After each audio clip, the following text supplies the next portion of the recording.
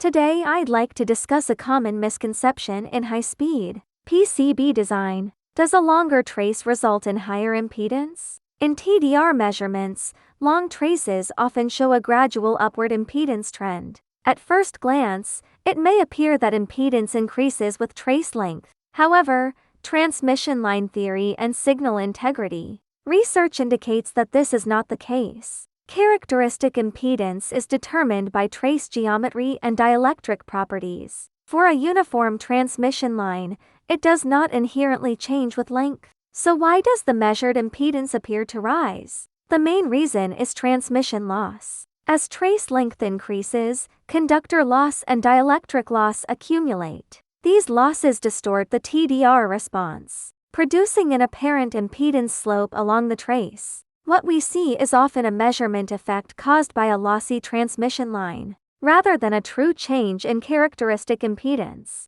Published studies have shown that the observed behavior is mainly influenced by three factors: trace geometry, routing length, and measurement methodology. Geometry determines the actual impedance. Length increases loss. Measurement setup affects how that loss appears in the results. This distinction is important. If the phenomenon is misinterpreted as an impedance shift, engineers may make unnecessary design adjustments. In reality, impedance control should focus on geometry and stack-up consistency, while long-channel performance should be evaluated through loss and signal integrity analysis. The key takeaway is simple. Longer traces do not inherently have higher characteristic impedance. What increases with length is transmission loss, and that loss can make impedance appear to change in TDR measurements. Understanding this difference is essential for accurate impedance control and